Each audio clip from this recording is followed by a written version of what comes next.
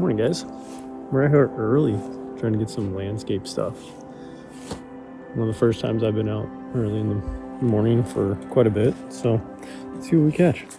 All right, one of the first things I'm seeing this morning is right here. There's a lot of layers going on here. There's some low-hanging fog, some color in the sky. So I'm using my 70 to 200 to try to get some photos of that. Let me show you what I'm looking at. So here's what I'm looking at, right? So I've got a couple layers of the hillside down there with some of the fog in the valley back down there, and the wonderful color coming from the sunrise over the hills. So let's see what we capture here.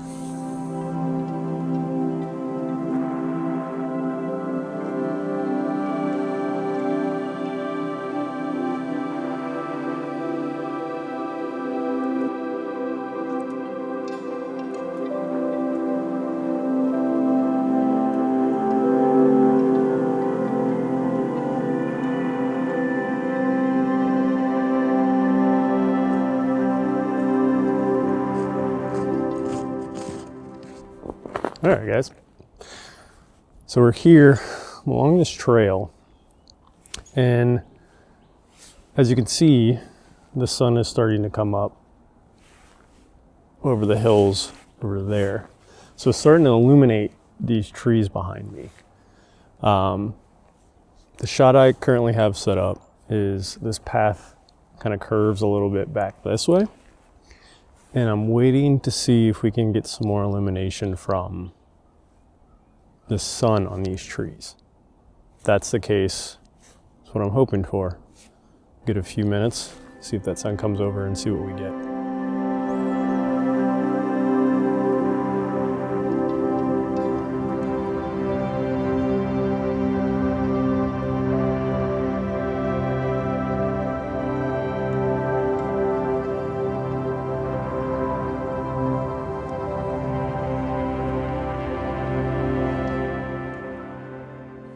All right, this is actually the area I came here for today, and I'm very happy with conditions this morning because there's a lot of frost. And one of my favorite things to do is get a subject like this. And as you can see, the background is illuminated by orange from the sun coming up. This thing is covered by frost, and I'm gonna take my 70 to 200, take a photo of this about probably at 200 millimeters and really isolate this from the background. But that background is going to be really orange, and we're going to capture this in a little bit of an isolation. So let's see how that turned out now. I ended up doing a few different shots with this technique, but I changed the lighting of the background and subject to show the difference lighting has on the image. The first one has the background illuminated by the sun, giving a warm glow while the subject is in the shade, giving it a cooler tone. The second has both the background and the subject illuminated by the sun, and giving a warm hue to both. And the third one is the opposite from the first, with the background in the shade and having a cooler tone, and the subject having warm tones from the sun. All three give a different feel to the images, while using the same technique and subjects. Which one is more appealing to your eye, though?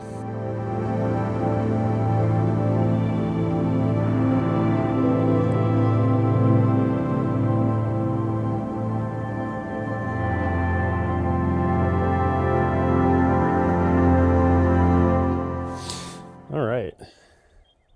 So the sun's coming up a little bit more now, so it's kind of coming across the landscape here. And one of the things I'm looking at is sometimes you do what you got to do. No tripod.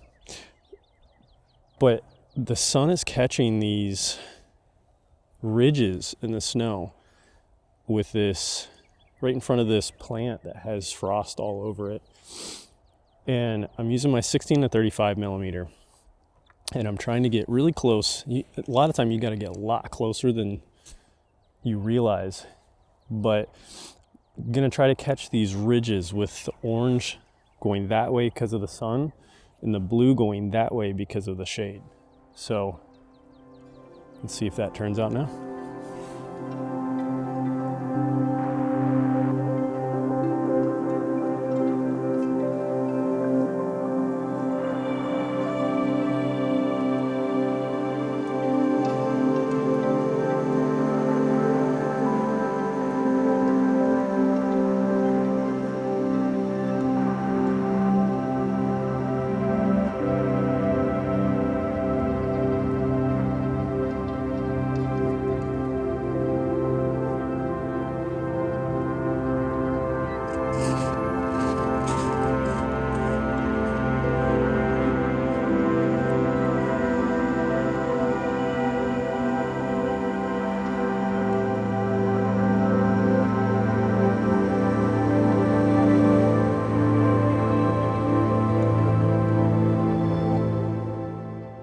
All right, so I came across this scene right here.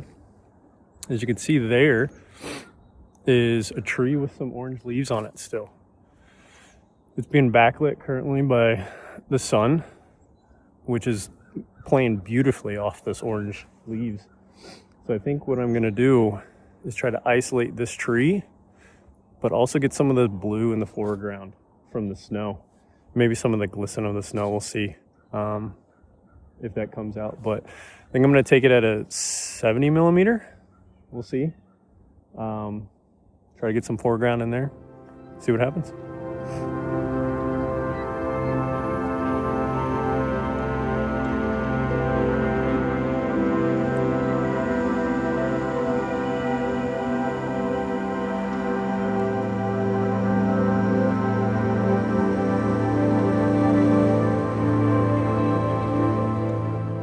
So that's a little landscape photography here in Michigan, here in the winter.